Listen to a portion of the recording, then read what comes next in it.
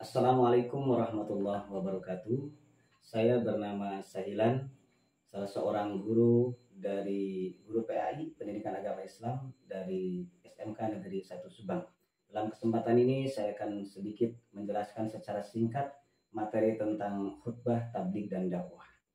Di sini kita lihat bahwasanya materi ini diambil dari kelas 11 semester ganjil untuk anak-anak atau siswa-siswi tingkat 11, kelas 11. Baiklah saudara, saya mengambil dari bab 4, materinya tentang ketentuan khutbah, tabligh dan dakwah. Dalam hal ini secara singkat saja saya akan menjelaskan tentang masalah itu. Yang pertama adalah khutbah. Khutbah itu sendiri nanti akan berbeda dengan tabligh, begitu juga dengan dakwah. Nah, kemudian kita memahami tentang dalil perintah khutbah, yakni tertera dalam surat An-Nisa ayat 115.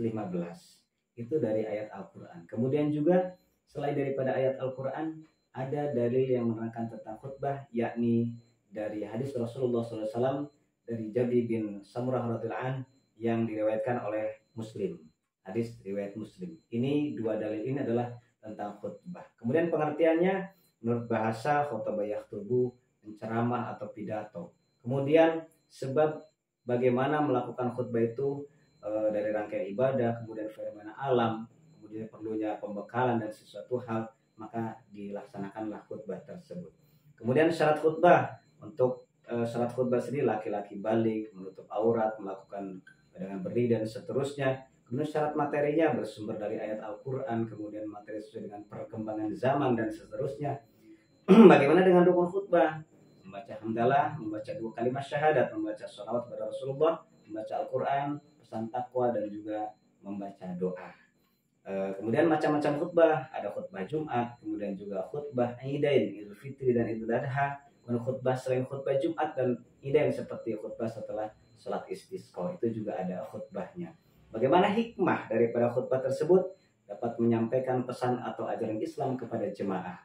Kemudian memperluas jaringan amar ma'ruf dan nahi mungkar, itulah yang menjadi hikmah. Kemudian yang kedua adalah penjelasan tentang tabligh secara singkat dan juga secara garis besarnya saja. Karena memang durasinya tidak terlalu panjang, saya persingkat saja. Adapun dalil daripada perintah tabligh itu sendiri itu terdapat dalam surat Ali Imran ayat 110.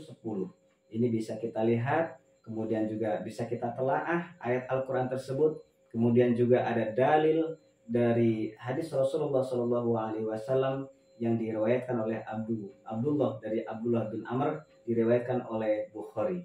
Itu dua dalil untuk tentang tabligh tersebut. Pengertiannya balagha yuballighu adalah tabligh dari bahasa Arab yang artinya adalah menyampaikan. Nah, ini adalah pengertian daripada tabligh, ya, bisa menyampaikan sesuatu tentang ajaran Islam. Sebab dilaksanakannya tabligh apa? Adanya perintah untuk bertabligh, adanya perintah untuk memberi peringatan. Makanya harus menyampaikan sesuatu hal yang berdasarkan dari Al-Quran dan Sunnah. Syarat tabligh apa? Memiliki pengetahuan agama yang memadai, memiliki sifat sabar dan tidak emosional ketika kita menyampaikan sesuatu hal yang baik. Persamaan dan perbedaan khutbah bisa kita lihat dari materi tersebut, ada beberapa hal persamaan dan juga perbedaannya. Karena waktunya singkat, maka silahkan boleh diulang lagi videonya. Kemudian hikmah daripada tabligh itu apa? Tersampaikanlah nilai-nilai kebenaran Islam kepada umat, kemudian menjadi investasi kebaikan untuk bekal akhirat nanti. Itu adalah hikmah daripada tabligh. Yang ketiga, tentang masalah dakwah. Dakwah itu ada perbedaan juga dengan tabligh dan juga dengan khutbah. Mari kita simak juga penjelasannya daripada dakwah itu. Dalilnya untuk dakwah itu sendiri apa? Yakni dari surat An-Nahl ayat 125. Nanti bisa saudara-saudara cari dan juga bisa ditelaah lagi. Dan juga dari hadis Rasulullah dari Abu Sa'id Al-Khudri radhiyallahu anhu yang diriwayatkan oleh Muslim. Itu juga bisa dibaca lebih jelas dan lebih detail lagi. Itu adalah dalil tentang dakwah. Pengertiannya apa? Da'ayatu dakwatan, artinya mengajak atau memanggil atau mengajak kepada sesuatu hal menuju suatu kebaikan. Itu adalah pengertian daripada dakwah. Sebab adanya dakwah apa? Adanya kesesatan, kemungkaran, kemudian ada dakwah. Adanya perintah untuk bertanya kepada orang yang berilmu. Macam-macam dakwah, ada dakwah bilhal, dakwah bil lisan, dan juga seterusnya. Syarat-syarat dakwah itu sendiri apa? Dilakukan oleh umat Islam yang memiliki ilmu agama yang memadai. Ya. Kemudian dakwah dilakukan secara terus-menerus, harus sabar. Prinsipnya apa? Harus apa? Harus sabar. Bersikap lemah lembut. Kemudian juga disampaikan dengan bahasa yang mudah diterima, tidak mudah emosional. Tema sesuai dengan situasi dan kondisi pada waktu itu. Nah, inilah perbedaannya, persamaan dan perbedaan khutbah dan tabligh. Bisa kita simak beberapa perbedaan dan juga persamaannya. Di situ bisa kita lihat secara rinci, boleh disimak beberapa kali, diulang lagi. Nah, kemudian hikmahnya apa? Menjadi syiar terhadap nilai-nilai Islam, menjadikan kehidupan berjalan sesuai dengan aturan Allah Subhanahu wa taala, nilai-nilai Islam menjadi rahmatan lil alamin. Bagaimana kesimpulannya?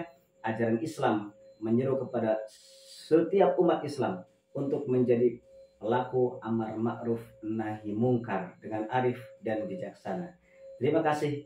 Itulah sekilas dan juga secara garis besar materi yang saya sampaikan, mudah-mudahan ada manfaatnya. Terima kasih atas segala perhatian.